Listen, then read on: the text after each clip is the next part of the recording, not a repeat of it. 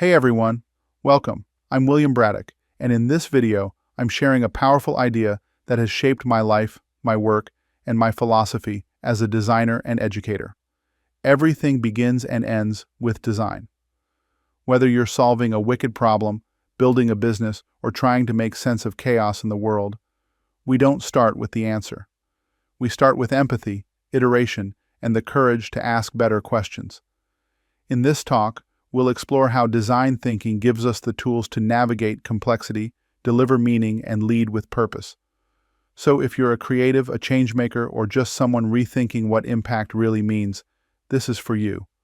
Let's dive in, and remember, design isn't just how something looks. It's how it works, who it serves, and why it matters. Everything begins and ends with design. Introduction. Design thinking as the compass of the conceptual age. In an era defined by complexity, disruption, and accelerating change, linear solutions no longer suffice.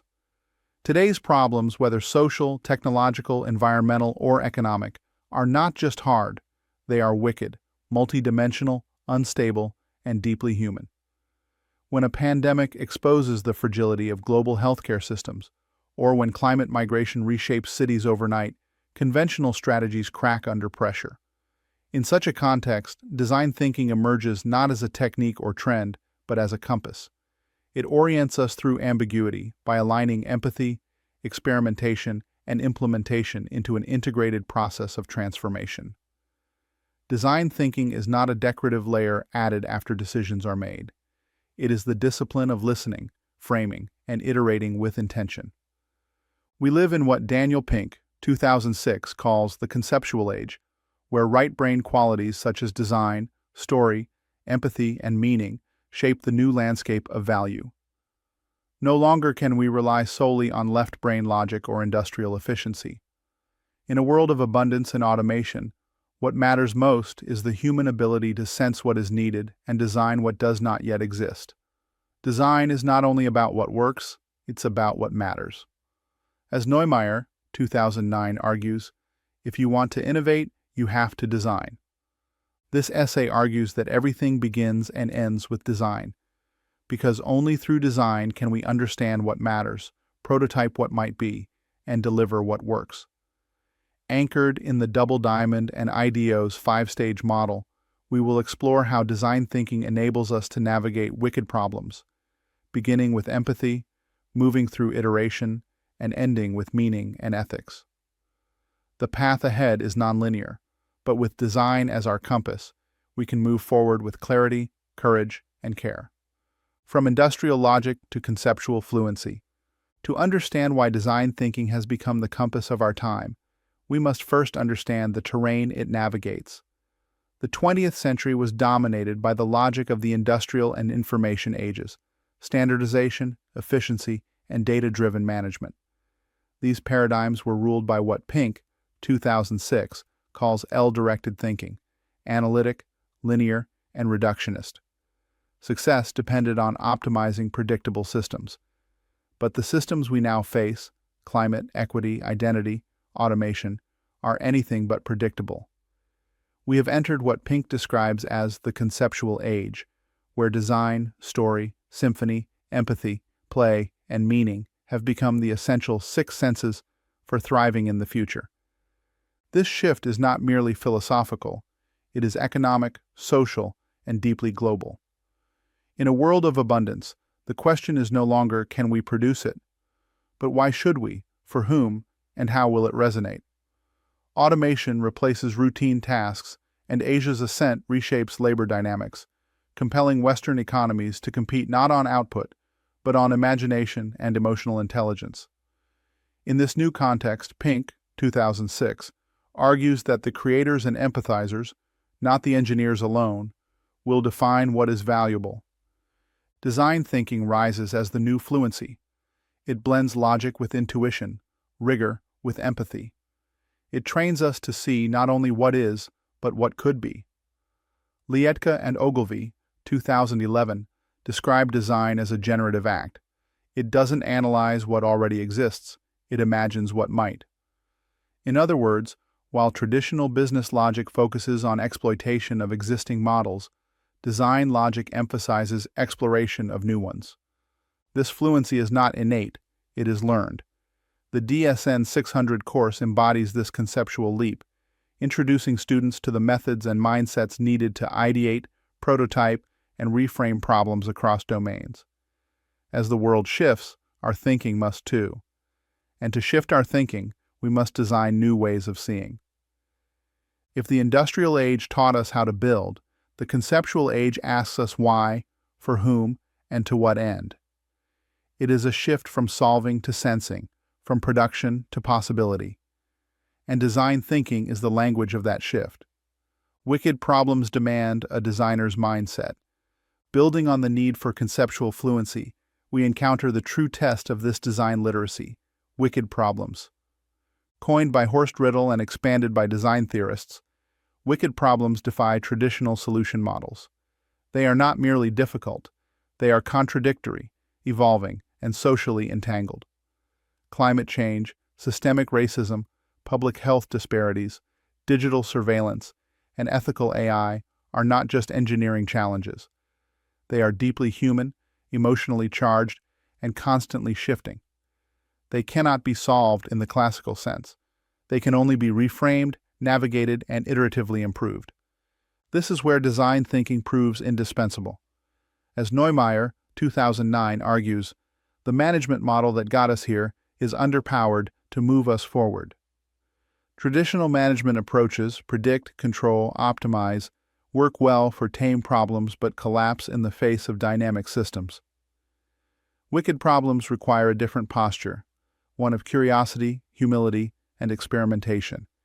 They are less about applying known answers and more about asking better questions. Design thinking begins by suspending the rush to resolution. It encourages us to live in the problem space, to gather insights, explore tensions, and map stakeholders before jumping to solutions. Lietka and Ogilvy, 2011, emphasize this mindset shift, noting that the designer's role is not to fix what's broken, but to frame what's possible.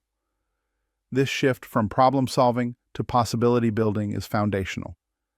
In DSN 600, students are trained to approach wicked problems not with blueprints, but with empathy maps, abstraction ladders, and scenario modeling. These tools are not just procedural, they are epistemological. They change how we know, not just what we do. A real-world example of this approach was seen during the pandemic, when overwhelmed cities struggled to communicate public health information to multilingual populations. Designers reframed the problem not as translation, but as community trust, leading to solutions co-created with local voices. Ultimately, wicked problems remind us that we are designing within and for living systems. That means outcomes must evolve alongside the problem. Design thinking does not promise certainty. It promises relevance, responsiveness, and responsibility. Empathy is a strategic and ethical starting point. From these systemic challenges, we turn to the ethical engine of design thinking: empathy. Design thinking does not begin with an idea, it begins with a person. In a world of wicked problems, empathy is not a soft skill, it is a strategic imperative. As Pink, 2006, notes, empathy is the ability to imagine yourself in someone else's position and to intuit what that person is feeling. But more than imagination, design-centered empathy requires immersion.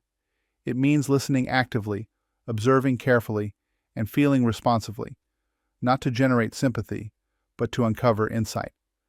Empathy is the first stage in the EDO model and the core of the Double Diamonds Discover phase. It helps designers surface latent needs, map emotional touchpoints, and understand systems from within. In DSN 600, students practice empathy through structured tools such as contextual inquiry, walk-a-mile immersions, and empathy maps, methods adapted from the Luma Institute, 2012. These aren't simply data-gathering tactics. They are practices of humility. They remind us that innovation happens not when we design for people, but with them. The strategic power of empathy lies in its ability to reveal the right problem to solve. Lietka and Ogilvy, 2011, argue that most failed innovations are not the result of poor execution, but flawed framing, misunderstanding the problem in the first place. Empathy slows the urge to jump to conclusions, and instead invites reframing through understanding. For example, Airbnb's earliest design breakthroughs came not from engineering, but from empathetic interviews with hosts, revealing anxieties about trust and safety that were then addressed through system redesign. Empathy is also the ethical spine of human-centered design. Global design thinking now embraces empathy not only across user types, but across cultures, histories, and lived experiences. It acknowledges trauma, power, and inequity, not as noise, but as signal. Iteration is the opposite of indecision. Having uncovered meaningful insights through empathy, design moves not toward immediate answers, but toward experimentation. The next essential stage is iteration. In traditional models, planning precedes doing. But in the world of wicked problems and evolving user needs, rigid plans collapse under real-world conditions. Iteration is how designers learn, refine, and co-evolve ideas in response to lived experience. It is not a fallback from confidence. It is the architecture of confidence built on learning. IDEO's stages: ideate, prototype, and test encourage teams to generate options, build quickly, and fail forward. The Luma Institute, 2012, provides tools to operationalize this.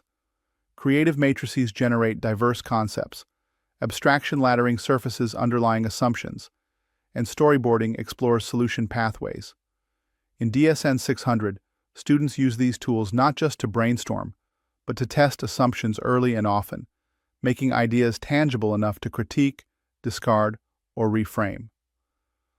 Lietka and Ogilvy, 2011, argue that iteration is not just experimental, it's strategic. It transforms failure into feedback, and feedback into fuel. When we prototype low-fidelity versions of ideas, like paper-based apps or cardboard service counters, we create space for critique, improve inclusivity, and reduce risk before scaling. Within DSN 600, iteration is practiced not only in project development, but also in reflection and review. Students revise problem statements, test visual mock-ups, and adjust implementation plans in response to new data. This reinforces a truth at the core of design. What matters is not getting it perfect, but getting it right over time. In a volatile world, iteration isn't indecision, it's integrity in motion. Meaning is the final deliverable. Once we've iterated through possibilities, we must ask, what truly matters? Design does not end when a prototype is tested or a plan is implemented. It ends, if it ends at all, when people experience meaning. According to Pink, 2006, in the conceptual age, people seek resonance beyond utility or aesthetics. Meaning, he writes, is the capacity to go beyond the functional and touch something deeper. Meaning is not the byproduct of good design, it is its final deliverable. Design thinking acknowledges that solutions must not only work, but matter. Whether designing a digital health platform or a community voting guide, the ultimate test is not feasibility alone, but emotional alignment and narrative coherence. This is why storytelling sits at the heart of design. The Luma Institute, 2012, includes tools like cover story mockups and concept posters to translate ideas into visions people can connect with. In DSN 600, students articulate not only what they propose but why it matters, embedding meaning into form. Reflective exercises such as statement starters and journey mapping ensure that stakeholder voices are not lost in delivery, but carried through it. Lietka and Ogilvy, 2011, reinforce this point. Meaning is inseparable from value. Design without meaning, they write, leads to artifacts that may function but never inspire. Meaning converts design from an act of problem-solving into a vehicle for identity, trust, and transformation. Ultimately, meaning is not soft. It is measurable in user engagement, cultural adoption, and sustained relevance. Design that delivers meaning earns a place not just in markets, but in memory. Designing with a conscience, the moral weight of innovation. Even the most elegant design can cause harm if it is blind to its consequences. Meaning without conscience risks becoming manipulation. Innovation without ethics becomes exploitation. In an age where design shapes algorithms, healthcare access, and public memory, the question is no longer whether we can design, but whether we should. Design thinking must extend beyond empathy and creativity toward accountability. Neumeier, 2009, warns that business without ethics is unsustainable. The same holds true for design. Every design decision encodes a worldview. Who is centered, who is included, and who is left behind. When we ignore accessibility, we exclude. When we streamline for efficiency without context, we erase nuance. Without a design conscience, we risk scaling inequity under the guise of progress. DSN 600 prepares students not just to frame problems, but to confront consequences. Through stakeholder mapping, journey maps, and participatory interviews, students surface power dynamics, identify potential harm, and iterate with care. Tools like Rose Thorn Bud and critique sessions help teams engage with dissent and complexity rather than smoothing it over. Liedtke and Ogilvy, 2011, assert that ethical design demands an ongoing interrogation of assumptions. This includes recognizing bias in data, testing unintended effects, and designing for edge users, not just averages. It requires us to ask, who benefits, who bears the burden, what does success look like, and for whom? Ethical design is also global design. It requires cultural humility, cross-border sensitivity, and a willingness to design with rather than for.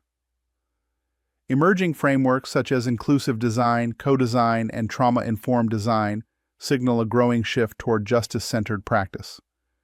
These models are not constraints, they are expansions. In the end, ethics in design is not a checklist. It is a lens, a reflex, a discipline of asking better questions before building bold things. If empathy is where design begins and meaning is where it lands, then ethics is what ensures it's worth the journey. Conclusion: everything begins and ends with design. In a world increasingly defined by ambiguity, volatility, and interconnected challenges, design thinking is no longer a luxury. It is a necessity. It offers us not a map, but a compass, a flexible orientation system for navigating wicked problems with clarity, creativity, and conscience. This essay has traced the arc of that compass, from the empathy that anchors discovery, to the iterative loops of learning, to the meaning that gives ideas life, and the ethics that give them legitimacy. We began by leaving behind the linear logic of the industrial age and embracing the conceptual fluency of today.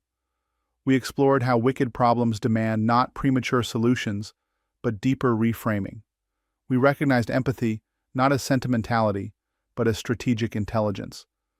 We redefined iteration not as uncertainty, but as a commitment to evolution. We argued that meaning is the real deliverable, and that ethics must inform every act of creation. Throughout, the frameworks of design thinking, IDEO's 5-stage model and the double diamond, have shown us that design is not about aesthetics or artifacts alone. It is a way of seeing, questioning, making, and remembering. It is how we ensure that what we build not only functions, but resonates, not only reaches people, but respects them. Design is both mirror and window. It reflects who we are and reveals who we might become. And that is why everything begins and ends with design. As we step forward into new technologies, new systems, and new responsibilities, let us carry with us the design mindset. One that listens before it speaks, one that learns as it builds, one that holds empathy and ethics as tightly as innovation. Because in the uncertain terrain ahead, the only path worth taking is the one we are willing to design, with others for all, and again and again.